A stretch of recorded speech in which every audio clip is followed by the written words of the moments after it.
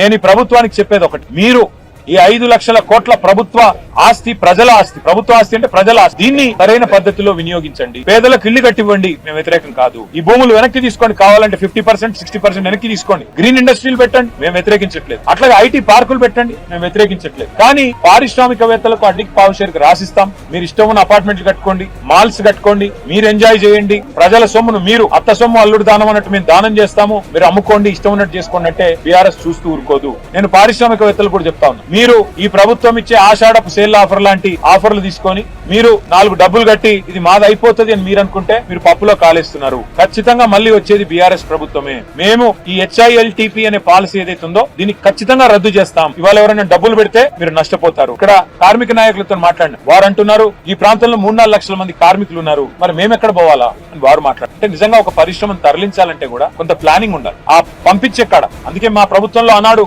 Pharma city అని పెట్టాం. ముచ్చెర్లలో 19,000 ఎకరాలు ఈ పరిశ్రమలు తరలించాలి అంటే అక్కడ కాలుష్యం రాకుండా జీరో ఎఫ్లూయెంట్ పెట్టి అక్కడ తరలించాలని మేము ప్లాన్ చేస్తే, ఈయన వచ్చిన తర్వాత రేవంత్ రెడ్డి గారు అక్కడ కూడా రియల్ ఎస్టేట్ దందా చాలు చేసి, ఫ్యూచర్ సిటీ పేరిట అక్కడ రియల్ ఎస్టేట్ దందా, ఇక్కడ HILTP పేరిట ఇక్కడ రియల్ ఎస్టేట్ దందా. ఈయనకు తెలిసింది రియల్ ఎస్టేట్ బ్రోకరిజం తప్ప ఇంకొకటి ఏది తెలవదు.